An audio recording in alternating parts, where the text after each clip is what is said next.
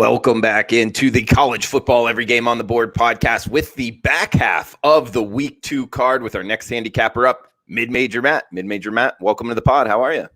Doing well, Drew. Got a week under our belts here. We're learning a little bit about how things are going to work in this COVID world when it comes to college football. Of course, now we're bringing a whole new set of teams into the fold, so we'll see how Week 2 for college football and Week 1 for a lot of teams goes once again. Yeah, absolutely, Mid-Major Matt. And guys, for this segment, we're going 413, 414. That's ULM versus Army. All the way down to the end of the card, Tulane versus South Alabama, and an extra here with Mid-Major Matt, an FCS look at all the FCS teams that are playing this week. So first game up here, Mid-Major Matt, 1:30 Eastern kick on CBS Sports Network. ULM, Louisiana Monroe at Army. We're seeing Army -3 touchdown favorite here. 54 the total in this one. Well, last week we gave out a winner on the podcast with the Army first quarter, and it hit easily. I mean, it was incredible to see. I think our Army even surpassed what I was thinking when it came to that game. They beat Middle Tennessee 42-0. The Anderson kid was at quarterback, and basically they just did what they did. I mean, what was it? They had a 19-play, 99-yard drive. They drained like the whole quarter. Middle Tennessee couldn't do anything. I was more surprised about the Army defense. Like we figured, and I talked about it last week, Asher O'Hara is not a bad quarterback for Middle Tennessee. They forced him into a couple of interceptions, and he had some success, they had some success against him. So Army surpassed my expectations. Now they get a normal game week as they take on a ULM team, and boy, ULM has had a lot to deal with this offseason. They lose their defensive coordinator just 10 days before this game. Mike Collins announces his resignation, which is completely crazy. So they have to bring a new defensive coordinator. Now, of course, look, the guy they brought in was someone on the staff, so he was part of the game plan, but now you got a new voice that's talking to you, so that makes a difference. Colby Suits is the sophomore. He's the starting quarterback for this one. He's going to replace Caleb Evans, a guy that I enjoyed playing on last year when it came to ULM because he made this offense go. While Colby Suits is going to be the starter, Jeremy Hunt's also going to play as well. He's the JUCO quarterback as well, so you're going to see two quarterbacks when it comes to the Sun Belt team. Offensive line play is going to be a bit of an issue here. They've got a couple of guys they have to replace up front. We know how much of an issue that is in certain situations. Last year they surrendered over 250 rushing yards per game, which was 128th in the FBS. And then there's the other things they had to deal with. Here's what happened. So last Wednesday, they had padded practices. After a 10-day layoff, they had a coronavirus outbreak. They had Hurricane Laura as well to deal with. And hopefully everything's okay down there, at least in their neck of the woods. So they had the Monday practice. And then after that, they had 2 days in helmets and shorts. Then they went back to pads on Wednesday through Friday and then went to helmets only on Saturday. And afterwards, the coach basically talked about, I'm very concerned about how our stamina and how much we're going to last. And this is not a team that you want to be, playing really well in the front and not in the back, because by the fourth quarter, you're just tired of getting chop blocked. You're tired of seeing the same option. The assignment-based defense you play, you cannot have any sort of brain lapses here. So to me, I think what I'm going to do here is I'm going to play the first quarter once again, because Army's going to be ready and Army's going to do what they do. And I'm not going to have this defense think that they're going to be ready here. And then potentially, depending upon the score, if the Army starters are still playing late, I think I'm playing the fourth quarter. So I think depending upon what the score is, I'm going to play Army late to just add on to whatever their lead is. Most likely. Now, it depends on the situations and everything. I'm not going to blindly say that, but I just feel like this is a ULM team that's just going to have nothing left in the tank by the fourth quarter, whereas Army, with a game under their belt and an offensive super performance like already they have, I think Army can win this game rather easily. I think I'm going to play them in the first quarter, and depending upon the situation, I'm going to play them in the fourth quarter as well. Mid-Major Matt, I like where your head's at. And this is a game where the market kind of agrees with your sentiment as well.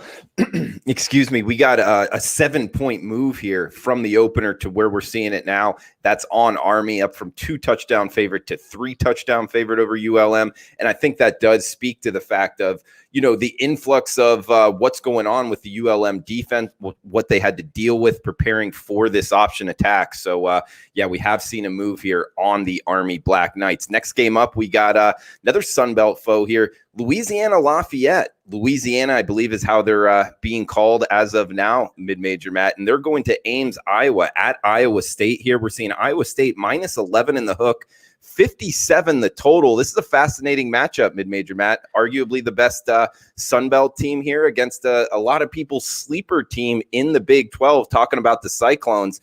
I'm fascinated by this matchup. Interested in your opinion. Yeah, remember, so when we talk about a lot of these matchups, this is a game that's going to have no fans. Iowa State originally was going to have, I think, 20 to 25,000 fans. That was the plan. But then they quickly, last week, decided, all right, we're not going to have any fans. It's just not prudent to have people in the stands. So as we talked about last week, without fans in the stands, I feel like in college, you're going to see more of the upstarts hang around. We saw last week some of the upstarts. Texas State had a little bit of a crowd, but I think that's the reason why that game between them and SMU was a little closer. By the way, also, the Sun Belt didn't have a bad week last week. Yeah, the wins didn't necessarily come, but Texas State accounted for themselves nicely against SMU. Arkansas State accounted nicely for in their game against Memphis. You have South Alabama looked really good. Now, this is not like college basketball where you go conference by conference, but at least, look, the Sun Belt has played well. So let's get into this matchup specifically. Louisiana wants to run it. They bring back Elijah Mitchell. They bring back Trey Ragas. Over 4,000 rushing yards and 55 touchdowns the last 2 seasons. They've got a really good quarterback, Levi Lewis, who threw for more than 3,000 yards, had 26 touchdowns to 4 interceptions. They have a bunch of key pieces back on defense that held opponents to 19.7 points per game. All 3 of their losses last season were by 10 or fewer points. That includes the loss to Mississippi State. So they hung tough with an SEC school. And I would say Iowa State's probably better than last year's Mississippi State team. The under hit in 7 of their last 9 games because of a passing defense that was 11th in the league. And also, when they're running the ball, it drains clock. Look, I think Louisiana doesn't mind going back and forth. But in the right situation, they're just going to go and they're going to drain clock and they're going to run the ball and then they're going to put that defense on the field and force teams to have to throw to come back. I do like Louisiana as a team this year. I think, depending upon where this number finishes, 11.5 is not bad. I especially like the hook there. At 24-13, insert 11-point game, you win by that hook. On the Iowa State side, look, Brock Purdy's a really good quarterback. Tariq Milton, Charlie Kolar, there's a lot of pieces. This is a very good Iowa State offense. Offensive line is a massive question mark. I believe they have 3 or 4 guys up front that they have to replace. And look, Louisiana Lafayette's capable of getting a little bit of a pass rush here. The total, as you said, is interesting because, look, if you think that there's a feeling out period, then you look at the under here. But to me, Louisiana is worth a look at 11.5. The one thing I'm worried about here is last year, around this same situation, we just talked about ULM. I had ULM last year in that game against Iowa State, and man, it was Louisiana Monroe just couldn't keep up, and so that was a concern here. I think this Louisiana team is better than that ULM team was last year, so I actually like the underdog in this one a little bit. Yeah, Louisiana is a good team, and yes, in my opinion, they are a step up from last year's Monroe team. Mid-major Matt, question for you: UTEP versus Texas. Are we talking that one, or was it postponed? No, that game's being played. I mean, okay. UTEP's going to wish it was postponed, but do you want to tell everybody the line for that one first? 417, 418. UTEP Miners at the Texas Longhorns. We're seeing Longhorns minus 43 in Austin. 58 the total, mid-major Matt. I don't remember who I tweeted to. It might have been you. Might have just been out there in the air. I watched the UTEP game last week. That was me. Yes, I watched UTEP Stephen F. Austin when there was NBA, baseball, and other actual real college football games on. They beat Stephen F. Austin 24-14 last week. Gavin Hardison wasn't bad at quarterback. Now, his numbers weren't great. 17-28, 212 yards, passing touchdown, and interception. But considering what they had last year, that's not bad. Hankins, the running back, was pretty good. He replaced Wadley. Look, I talked about on the show last week. I liked Quadrez Wadley, and he gets hurt, and he's out for this week's game. The one thing, and I watched your show with Ralph and Rob, and I don't think I can do it, but there's logic to the UTEP in the first half, having played a game, having a Texas team that could be a little bit rusty. When you look at the Longhorns, wide receiver Jake Smith, who was expected to have a big role, is out due to the hamstring injury. A lot of reports say, and if you're a DFS player, Michigan transfer Tariq Black is looking really good in practice, could be the number 1 wide receiver now that the Devin Duvernay went to the pros. So if you're looking for a cheap option, maybe Tariq Black could be a DFS type thing. When you look at this Texas team, though, right side of their offensive line, new starters at right guard and right tackle, they don't figure to get pushed very much. UTEP's defense is not very good. Stephen F. Austin shot themselves in the foot quite a bit. They probably could have won that game, but they didn't. They only put up 14 points. Also, a lot of new coordinators. Chris Ash is the defensive coordinator. Mike Yurcich is the offensive coordinator. So there's still some time that have to get things put in. And oh, by the way, dating back to 2015, Tom Herman teams are 18-1 against the spread as a home favorite. That's courtesy of the Gold Sheet. Make sure to check out their stuff on WagerTalk.com. to me, I hate games with big numbers. Texas, in all theory, Texas should win this game like 53-0. But they didn't play a game. They didn't get many spring practices in, if at all. UTEP's just so bad, but they've got a game under their belt. So to me, this could be a live betting situation. Maybe it's tight. Maybe UTEP scores first. It's 7-0. You can get a cheaper line on Texas at that point. So to me, this is a wait and see. This is a watch situation because I hate laying big numbers. And the total 58. Can UTEP score? If you could tell me UTEP could score 7 to 10 points, I'd consider the over because I think Texas can put up 52 points if they get off to a slow start and get some points done later. But to me, I'm just going to pass this game and potentially look to bet it live. All right, Mid-Major Matt, we got UTSA at Texas State as we stay in the state of Texas here. Texas State -9 in the hook, 58.5 the total. So Texas State last week, we talked about it. They look good. 31-24. They lost to SMU at home. Brady McBride was pretty good. The Memphis transfer, 21-39, 227 yards, 2 touchdowns, 1 interception. They got a really good run game. Calvin Hill and Sturgis, 27 carries, 195 yards. They were able to move the ball up and down the field, forced 2 interceptions of Shane Buechele. My question here for Texas State is there going to be a letdown? You get a big-time game for them against SMU at your building. What was it? It was on ESPN, I believe. So it was on, big-time TV. The focus of the nation, at least in college football, was watching. So therefore, is there a bit of a letdown as UTSA comes in? When you look at UTSA's depth charts, and by the way, depth charts are the most worthless thing in the NFL. They're the most worthless thing in college football. Coaches, I've talked to coaches and people before that basically it's the PR directors and the media relations guys who put it together. So that's kind of what we're looking at there. But quarterback, Josh Adkins or Frank Harris or Lowell Narcisse or Jordan Weeks. Well, when you got 4 options, that means you really have no options. Their head coach is Jeff Traylor. He said 8 players will be out this week due to contact tracing for COVID. We don't know who those 8 players are. 13 players missed practice on Wednesday. So he hoped to have some of them back, but obviously 8 of them are already out. So a team that's pretty bad is already going to be missing 8 players. So to me, this is another game I'm just gonna stay away from. I can't recommend in good conscience Texas State laying the 8 points.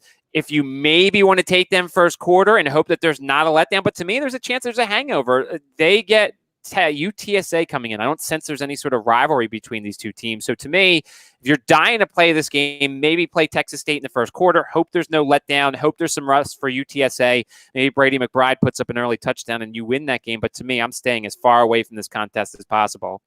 Yeah, and the markets are pushing it up to 9 in the hook now. So it's just a tough one. And I agree with you. Tough one to lay that number with the Bobcats. We got Arkansas State at Kansas State up next. Looks like -10 in the hook here. That's 10.5 points. Kansas State laying in the Little Apple. 54.5 the total in this one, Matt.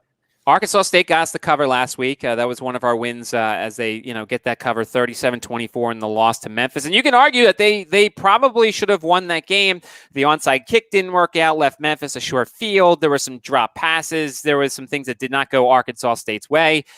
I don't love playing Bonner and Hatcher together. They go 27-43, 299 yards, 1 touchdown, 2 interceptions. Okay, look, the 2 of them combined are pretty good, but I still would rather settle on one guy. They've got a good one in Dahu Green at wide receiver, 6'5" out of Oklahoma, looked really good. Won a jump ball against a Memphis wide receiver. They didn't get any sacks, which is a concern against a Kansas State team that's got a really big and really good offensive line, but they did force some turnovers here. So the question is, can Arkansas State handle the step up in competition for 2 straight weeks? I think they're a veteran enough team that they could. On the Kansas State side, Skylar Thompson's at quarterback. He's a runner more than a thrower. 11 rushing touchdowns last year. As I said, one of the best offensive lines probably in the Big 12. Their defense should be really good once again. But here's the thing. Kansas Department of Health and Environment released a report that said 11 potential players on the football team got COVID-19. They were both the Kansas and Kansas State teams were listed as active COVID-19 clusters, according to the Kansas Department of Health and Environment. And once again, we don't know who they are. We don't know how many won't play. We don't even know anything about it. The game is on as of now, so I don't expect that the game is going to get canceled or anything. But once again, COVID rears its ugly head here. And we don't know who of Kansas State's going to get affected. There are, they're going to have more depth than Arizona State, so they should be able to survive certain pieces. But if it's the quarterback, we don't know. I lean to Arkansas State here, but I'm also concerned about the step up in competition for 2 straight weeks. You got to play this game. I lean to Arkansas State, but once again, as we talk about here, and one of the big things I talk about is Vegas has to put out lines for every game. We don't have to bet them. I'll give you my leans. I'll give you my thoughts. I'll give you my information so you can decide. To me, I'm leaning to Arkansas State, but once again, I'm going to pass on this one as an official play because I'm concerned about the second straight week of travel, the second straight week of an upgrade in competition. He's Mid-Major Matt on Twitter at Mid-Major Matt, does radio with ESPN Richmond. Also, check out his packages, sportsmemo.com. Got the 3-day, the 7-day, the 30-day all-access packages.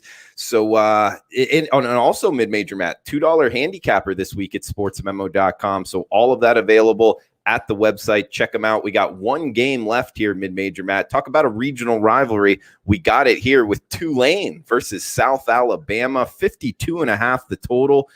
Looks like 8 in the hook or -9, depending where you're shopping this one in Mobile. A lot of interesting angles to this game. South Alabama opening up a brand new on-campus stadium. So there would be normally, if this was a normal season and everything was normal, you'd be concerned about a letdown after the road win against Southern Miss. It's their first road win in quite a while. They win 32-21. 4 of their 6 scoring drives went 75-plus yards. And for them, that's huge because that's, Conference USA in the grand scope of college football isn't this ginormous conference. But, I mean, look, when they're able to go into a Conference USA place as a Sunbelt school and win the game outright, that's a huge accomplishment. Desmond Trotter looked good. He had his bad throws and he had his misfires and stuff like that. But the Tolbert connection with him and Tolbert, Baker played a good game at wide receiver. There are some weapons here for the South Alabama team. The Jaguars did not allow a sack and did not punt in a game for the first time in program history. So everything's looking up. And by the way, the new campus stadium is going to have about 6,000 fans or so. I think it's about a 25,000 seat stadium. So 6,000 fans potentially could make some noise. I don't know if it's going to be that much of a factor, but once again, they've got a game under their belt. When you look at Tulane, I love Willie Fritz. Willie Fritz is a solid coach.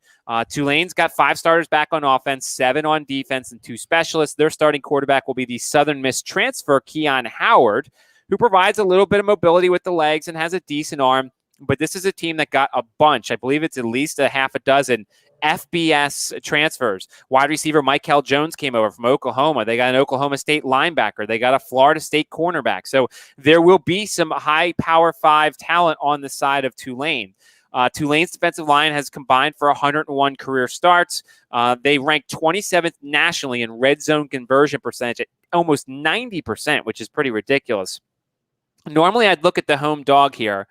Look, it's a game once again that there's a lot of intriguing factors. There is. I wonder if there's a rivalry here. They are in the same area, but I don't think there is, a rivalry between Tulane and South Alabama. I like Tulane's potential here. I do. I like their potential once they start growing into things. Willie Fritz's offense has a mix of the triple option. There's some non-triple option factors here, which could be a bit of a concern for South Alabama if they are not focused. But there's a reason why South Alabama is an 8-point underdog here. Even after a road win at Conference USA, under normal circumstances, I'd consider the home dog here. But why are they such big underdogs at home, new stadium, with fans after an impressive win? Vegas knows something that I potentially don't hear angle-wise, so I'm going to stay away from this one. Or, maybe a live bet on South Alabama. Maybe they build a momentum after the week last week. You could tell they're focused. You could tell they're into the game. They're ready to play in front of their fans and everything.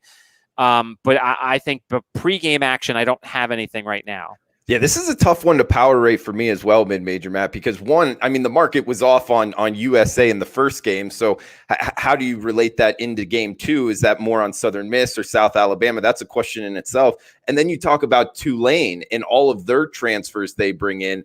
It's kind of a volatile handicap, and the fact Tulane lost their starting quarterback.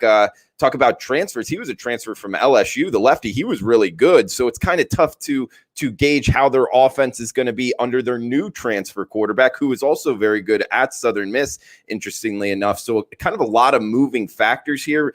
Mid-Major Matt, I'm with you. My power ratings, I really don't know where to put these two teams in this matchup. Well, as you said, they mispower rated them the first week. So this could be, if you think South Alabama is the better team and you think Tulane's going to be rusty, then it's a gift for you. But Vegas doesn't give out gifts very often. I mean, I thought Southern Miss was going to play better last week. They didn't. I thought South Alabama was going to be good. I considered putting them on my card last week, but I think they surpass a lot of people's expectations, and I'm guessing Vegas wants to see it for another week before they actually give them accurate odds.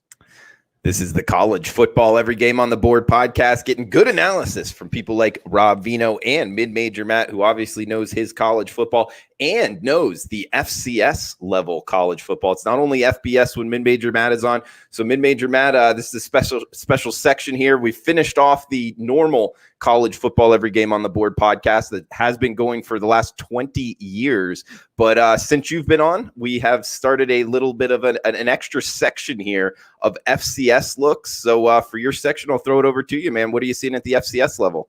All right, so I will say, because I like how you say the rotation numbers, 431, 432, Eastern Kentucky at West Virginia. Now, right now, as we tape this, there is one sports book offshore that has it. It's a sports book that's no longer taking U.S. customers. We won't say the name, but people know because it's what's happened recently. So there will be some volatility. Their line is usually the line that starts when everybody else puts it out. It'll probably be out on Friday.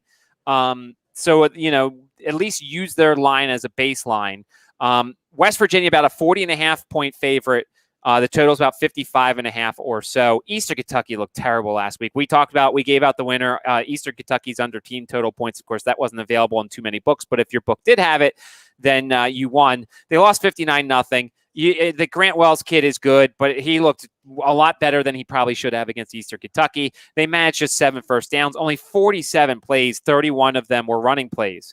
So this is a team, as we talked about last week, that wants to run the ball, and when they don't have the ball, they can't run the ball, and then they start throwing it, and it's abysmal. They don't have a good quarterback. So to me, once again, if there's a team total points here, I'm looking probably at the under, although it's going to probably be, 10.5 maybe 12. A 40.5 spread and a 55.5 total. So I'm guessing, 13 maybe. I would still probably look at the under. I don't know if they score again this week. West Virginia had no spring practices, which if you watch Ralph Michaels and go to his website and see everything, that's very important. So West Virginia had 0 spring practices, 8 returning starters on offense, 5 returning starters on defense, 5 returning on special teams. So most of their specialists are back. They've listed 5 true freshmen and redshirt freshmen on the offensive 2 deep and 6 on the defensive 2 deep. I like the Doji kid who came over from North Texas at quarterback, but he's got to build in a bunch of new weapons and everything.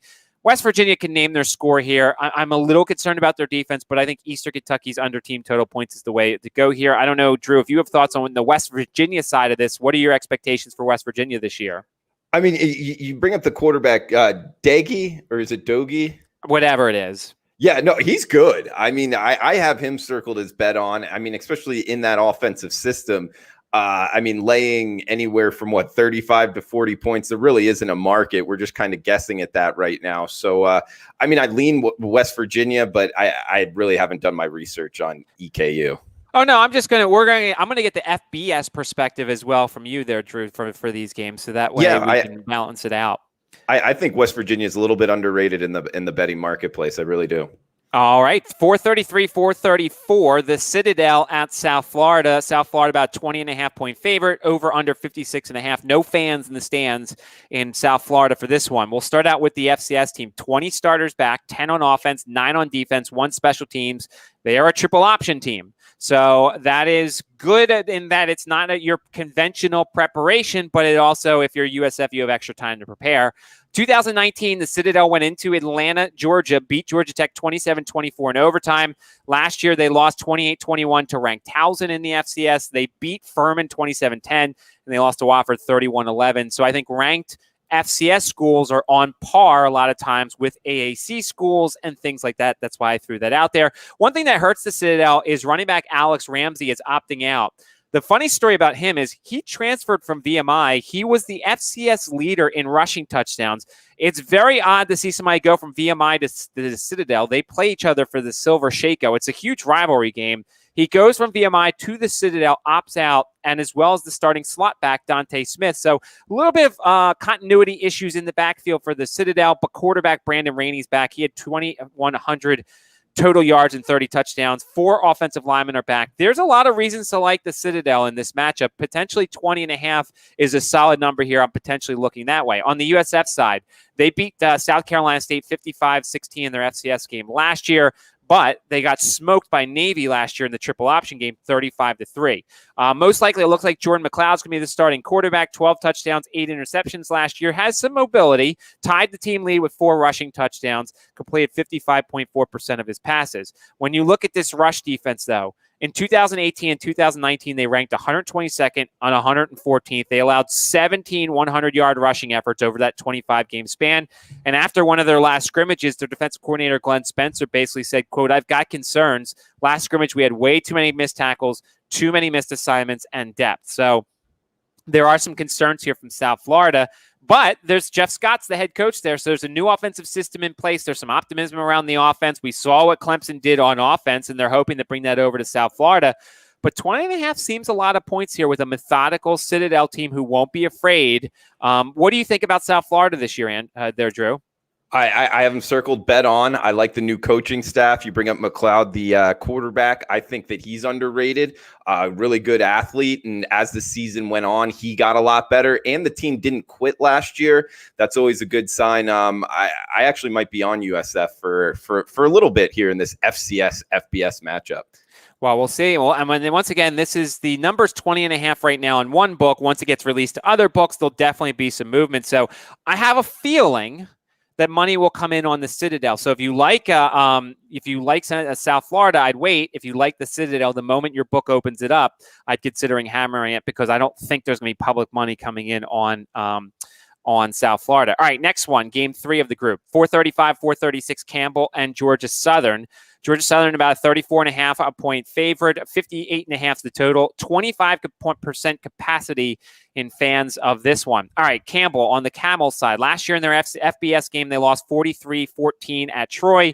They lost to ranked Kennesaw State 38-35. They fell to Monmouth at home 47-10. I would say Kennesaw State and Georgia Southern might be pretty close because Kennesaw State was a really good FCS playoff team last year. 7 offensive starters back, 7 defensive starters back, 2 specialists back for Campbell. They basically are a balanced team. They rushed and passed for 200 or more yards 6 times apiece. On the defensive side, they had the best pass defense for the second consecutive season in the Big South, 182.7 yards per game, but they had no spring practices, so that's a little bit of a hindrance there for Campbell. On the other side, Georgia Southern beat Maine 26-18 in their lone FCS game. Just for some context there, it was between playing LSU and playing Minnesota. So if I'm Georgia Southern, I'm not exactly focused for their FCS game, and that's probably why the score was 26-18. By the way, remember, they won that game in Minnesota, so Georgia Southern clearly was focused on the game after the main contest. 8 offensive starters back, 6 defensive starters back, the punter and the long snapper as well. When it comes to Georgia Southern, they return over 3,000 rushing yards. Shea Wertz, who I really liked, 733 yards rushing, 5 touchdowns as part of the triple option attack here.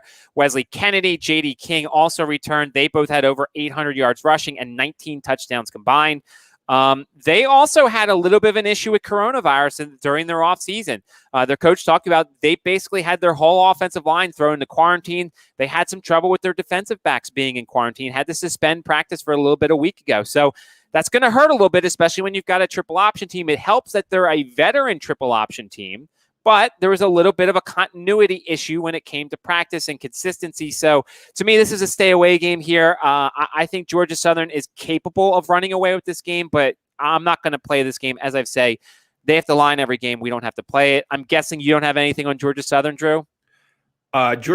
Campbell, no. Georgia Southern, I mean, Chad Lunsford. I'm a fan of what they're doing there in Statesboro. And you mentioned Shea Wertz at the quarterback position. He's a dynamic player, a great athlete. So it's tough for me to tell how good Campbell is on defense. But if they're not any good on defense, I would look for Georgia Southern to kind of run it up here. Yeah, we'll see what happens. Maybe it starts to, we've seen the triple option. We saw one team in Navy look terrible with their triple option. Of course, they had to replace the quarterback, and there was a lack of continuity there. And then we saw Army, of course, run through their team. So, I'm assuming they're going to lean more towards an Army-like effort than a Navy-like effort, but too many question marks for me to give a recommendation on that game. All right, next game in the group as we continue on with the FCS, FBS games. Austin Peay, Pittsburgh, 437, 438. Pittsburgh, a 27-point favorite, 48.5 is the total. Of course, Austin Peay, close to a 4-letter word for me after what happened last week. I'm still hurting a bit. Had Austin Peay +5. Day of, basically we find out their number one wide receiver, their long snapper, their backup long snapper, and a bunch of defensive linemen didn't travel. They were winning late, and of course, with 80 seconds left, and then they give up that touchdown late, and they lose the cover, and it was brutal. So, and their all-world quarterback Jeremiah Oatsfall looked very rusty. 14 to 31, 181 yards, 0 touchdowns, 1 interception. He actually was a better punter that game. I don't know. I've asked around on Twitter what the deal is with the people who had COVID that week. If they're back yet, nobody's really said anything. That's going to be the problem with the FCS schools, is trying to find information for things like that. Unfortunately, you may be in this game or in any game, and then all of a sudden after you make the bet, find out something comes out that day, and then you're scrambling trying to middle or trying to figure out a way. I didn't middle. Actually, you know what? I did middle there, Drew. When you look at that game, Austin Peay went up 10-0. I jumped on Central Arkansas plus 5.5, 6.5 live. Of course, they end up winning that game, so I did make some of the Austin Peay money back. But when you look at Pittsburgh last year beat Delaware 17-14, so a bit of a head-scratching score. But if you look at it, it came after playing Penn State and UCF. Remember, they won that UCF game, so there had to be a massive letdown for Pittsburgh going into that Delaware game, and it showed. They only won 17-14. 8 offensive starters back, 7 defensive starters back, 2 specialists back. I've never been a big Pittsburgh guy. Their offense is just so underwhelming. Maurice French is not back at wide receiver. He was kind of their game breaker. I'm not a huge Kenny Pickett guy. Last year, he threw the ball nearly 40 times per game, which was 3rd most in college football. Their offensive line's mediocre. They got penalized a ton last year. I'm not a fan of Narduzzi as a coach. I don't like Pittsburgh very much, but I can't put myself through an Austin Peay bet once again. What do you think about Pittsburgh this year? I'm not a big Pittsburgh guy. I like that comment there, mid-major Matt. I mean, Kenny Pickett, I actually think he's got talent. I mean, can he put it together? Not 100% sure. I do have one question for you, mid-major Matt. Georgia Southern, talking about that game. As far as Sun Belt goes, I would put them as top 3 home field advantages. Did you know if there was fans at that game?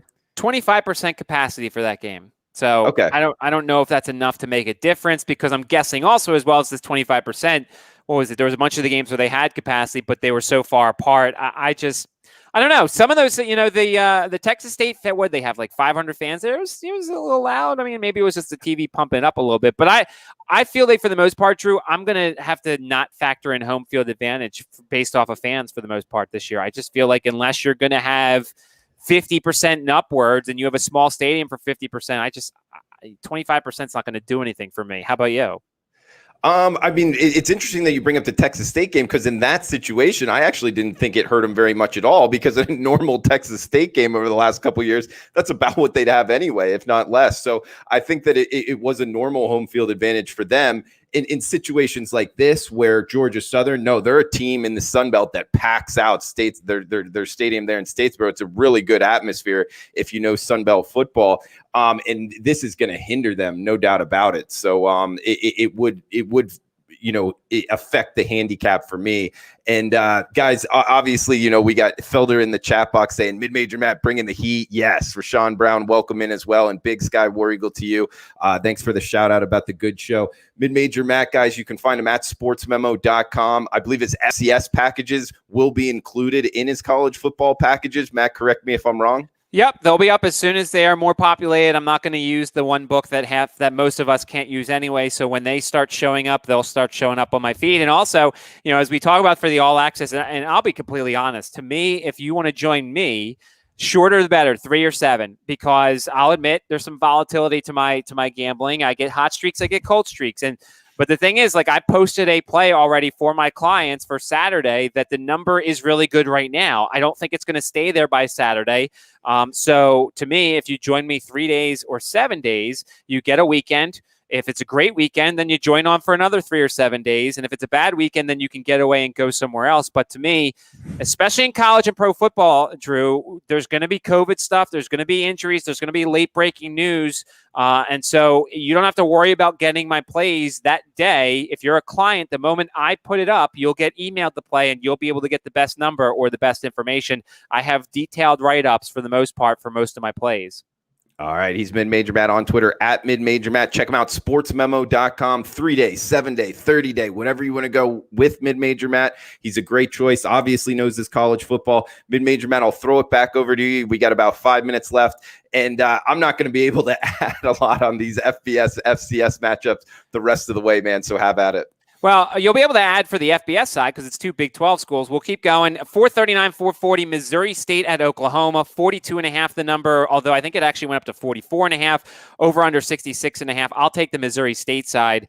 1-10 last year, lost 58-6 at Tulane. They fell to Kennesaw State. They actually played 5 ranked teams in FCS level. They kept it close, but they weren't a very good team. But by the way, new head coach Bobby Petrino back in college football. He is the new head coach of Missouri State. 7 offensive starters back, 4 offensive linemen included. Their starting quarterback is a freshman. He would become the first ever freshman quarterback starter. Jaden Johnson, a redshirt freshman out of Memphis, Tennessee. Petrino adds some intrigue here, but Missouri State stinks. On the Oklahoma side, I'm really excited to see Spencer Rattler. They beat South Dakota 70-14 in week 2 in their FCS game last year. Not a ton of skill position guys back. Charleston Rambo is a really good wide receiver, but and their defense is vastly improved. What are your thoughts on the Oklahoma side? What are you expecting from the Sooners this year? I mean, want to really watch Rattler out the gate here. What Oklahoma's been able to do in the Big 12 is, in my opinion, been very impressive, kind of, being the top dog and everybody else chomping at them. Are they going to be able to do this with another new quarterback? We'll find out, but obviously the system would make me think Oklahoma or pass at this number. Right, especially. And now normally if this was week 3 or 4, I would say Oklahoma first half when they're fully focused and all the starters are in, but there could be some rust here. So maybe you go and you wait a little bit, hope for a slow start. Maybe they're up 7-0 in the middle of the second quarter. The line comes down a little bit. Oklahoma after halftime steamrolls and moves on, gets a big win. But it'll be interesting to see Bobby Petrino back on the sidelines of college football. What did you think of Bobby Petrino as a coach? I mean, as a football coach, the X's and O's and on the field, I thought he was great. I mean, a really good, B+ to A type coach at the college football level. It's just, off the field on your motorcycle with your not significant other, but I'm not sure how to refer to her. Maybe secretary. It's just a bad look, man. Yeah, that's for sure. All right, final game, and I'll get your thoughts on the FBS side on this one as well. Houston Baptist is at Texas Tech. 39.5, the Red Raiders are favored. Over-under is 71. I'm still bitter about my Houston Baptist loss last week. We got them. It opened at 24.5, which would not have covered, and then dropped down a little bit. And Houston Baptist looked good. The thing that makes me mad about this game was I handicapped at the Houston Baptist part of this right. Their offense was really good. Zappa, the quarterback, went 39-62, threw for 480 yards and 3 touchdowns. The problem was that their defense was as bad as advertised. We talked about it last week. Their non-conference games last year, which included an FBS game and included FCS games, the average score was like 50-something to 30-something. Well, this finished at 57-31. I figured there should be some rustiness from North Texas because they were breaking in new quarterbacks and new defense. Houston Baptist gave up 721 yards to the Mean Greens offense. So their defense is just as abysmal as it was. Plus, Miniweather is Houston Baptist's running back. He's really good. Didn't play. Found out on Twitter he's dealing with ulcers. Don't know if he necessarily plays in this one, but that's a key piece. Houston Baptist's offense should be able to score in this one. To me, and I know, Drew, we're going to do the thing where I give a play out. I'll just give it out now. Over-under is 71 right now in one sports book. If it gets widely sent out at 71, I'll tell you guys right now, it's going to be a play for me. I think this goes over 71. When you look at Texas Tech, last year they won their FCS game 45-10 against Montana State. 6 offensive starters back, 8 on defense. But guess what? It doesn't technically include Alan Bowman, who gets hurt in that first game, misses the last 9 games, redshirted essentially last year. Alan Bowman's a really good quarterback in this offense, and that's going to really help. Almost 50% of their rushing yards are back. Almost 70% of their receiving yards are back. Sir Roderick Thompson at running back had a touchdown or first down in 39.1% of his rushes. Texas Tech's going to do more than their part here. I can sense another 50-something to 30-something type game here. There's a part of me that really wants to play Houston Baptist once again, plus the 39.5. Probably won't do that. Instead, I'm going to have Houston Baptist and Texas Tech help me. So if this line gets released around 71 in your sports book, I'm hammering the over. I guess up to 75 or so, 76. I would still like it, but a little bit less. At 71, I love the over. What are your thoughts on Texas Tech this year? Revving up the rocket ship up there in the 70s, like in the over. Texas Tech, Alan Bowman with that injury, when he went down, you could see the change on offense. So if he's back and 100% healthy, which it seemed like you alluded to, I mean, I would be bet on their offense. So I'm with you on this over. It's just Texas Tech overall. I don't know if I'm into laying huge numbers with Texas Tech. I was a Kingsbury guy. I like what he did there, what he was able to do at Manziel, parlaying that into being the head coach at his alma mater. I thought that was great. I thought they pulled the trigger a little bit too early on him, and they should have kept him. And sure enough, we're seeing him at least projected to have success at the NFL level. And Matt Wells coming in, good coach in his own right, but I don't think he's proven it yet at this level. So it's still wait and see for me and the Red Raiders. Yeah, that's for sure. I'm going to hope and pray that they come out of the gate smoking, much like North Texas did. And I think there's going to be plenty of points in this game because Houston Baptist has an offense that's going to, I mean, look, you saw him throw 62 times last time, and 62 times got them 3 touchdowns and potentially could get them interceptions, late touchdowns. I think 71's not high enough. So I'd be on watch. Most sports books may put it up tomorrow night, or if not, Saturday morning. If you want to tweet me at MidMajorMatt and ask me when your book puts it up if I still like it at the number, then you can certainly do so. I'll be up early Saturday mornings as always. But at 71, I'm taking the over here in that game. All right, good stuff from Mid-Major Matt. Follow him on Twitter at Mid-Major Matt, myself on Twitter at Drew Martin Betts. Always interested in any questions, comments about the show. Mid-Major Matt will be on next week on the Every Game on the Board podcast. We're still trying to nail down the exact time we're going to be going live on the YouTube channel. But guys, wherever you're downloading your podcast, remember to search out Sports Memo Podcast. You'll find us each and every week doing the Every Game on the Board podcast, both in college football and the NFL. Rob Vino, Mid-Major Matt, Teddy Covers, alongside other handicappers from WagerTalk and SportsMemo.com. If you're watching on YouTube, please give us a thumbs up sign. Thanks out there to Terrence, Tori, Felder, Rashad Brown, Big Sky, all you guys in the chat box. Love to hear from you. Mid-Major Matt, you want to throw out anything else before we shut this down?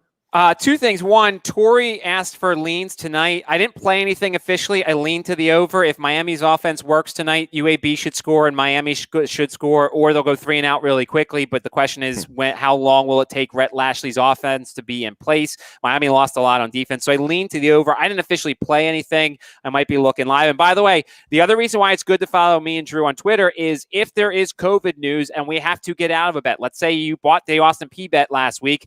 I talked about on Twitter getting out of it, potentially looking for a middle spot. So if you follow us on Twitter and you get a bet from us and something potentially comes up news-wise, we will talk about on Twitter how to handle it, whether buy back on a team, before the game starts, or mid-game look for an in-game situation. So that's one of the other reasons to follow us on Twitter, because if you buy something from us and something changes, then we'll be able to help you out.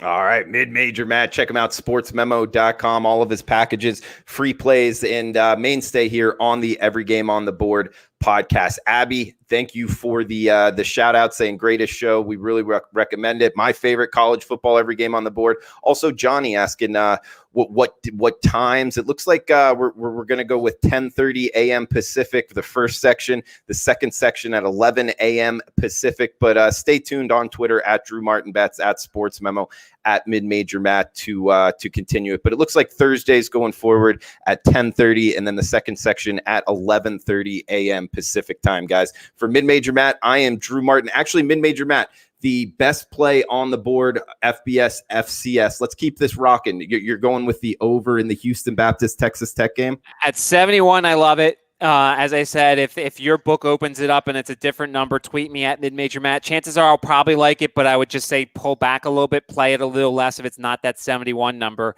But yeah, of the games we did, that's my favorite. And the second favorite, potentially, depending upon what the number is the Citadel plus 20.5. If you can get 21 or whatever it is, once again, the FCS and FBS lines are very flimsy. So one bet of a medium size is going to move things. So that's why if you like something, get in early or potentially wait and get a better line. So make sure to tweet me if your number is different, and I'll tell you my thoughts. Okay, so for record-keeping purposes, it will be Houston Baptist, Texas Tech up to 75. But if it's over 75, then you want to switch it to another game? If it's, I'm saying the best bet is Houston Baptist, Texas Tech over 71. I would say I would play it up to 74 or 75 with confidence. And then after that, I would still probably play it, but back it off. Like if you're playing a full unit, usually on what I say, maybe play a half a unit over that number. So I still like it. I think there's going to be plenty of points. I still think there could be 80 points scored. But at 71, I love it. I would play a full unit on that play. All right. Sounds good, guys. Look towards the Houston Baptist, Texas Tech over in the FBS, FCS. That does it for the college football every game on the board. Week 2, I believe, is what we're calling it. The section 1 is with Robbie Vino right before this on the YouTube channel. Also on the podcast selection, the next podcast down. So, guys, for Mid-Major Matt, I am Drew Martin. We will talk tomorrow with the NFL Every Game on the Board podcast. Best of luck with your bets, guys.